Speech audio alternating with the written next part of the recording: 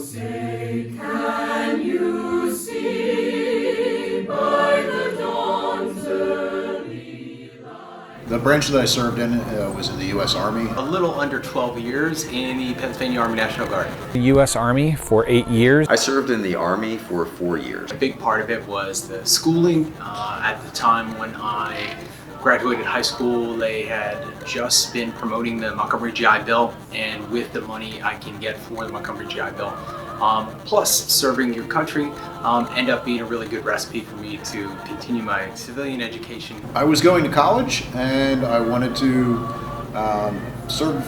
I wanted to serve somehow, and also make some money to go to college. So I joined the Army Reserve. But I think I had always wanted to be a soldier growing up. I was a UH-60 helicopter platoon leader, so I commanded 5 UH-60 helicopters and about 30 men.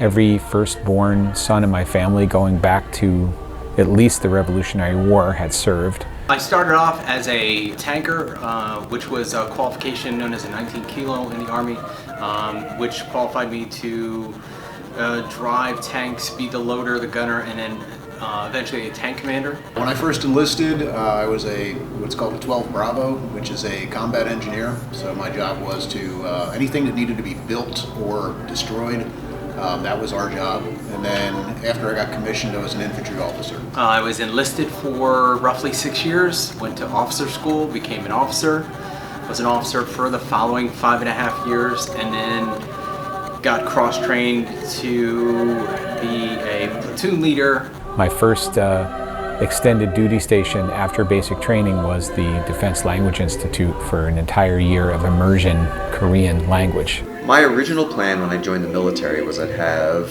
a military career first, and then I always planned on going into education afterwards. It was a really nice experience in terms of developing me as a person, both in leadership skills, how I function. Also, it was nice to travel and get to do a job that not many people get to do.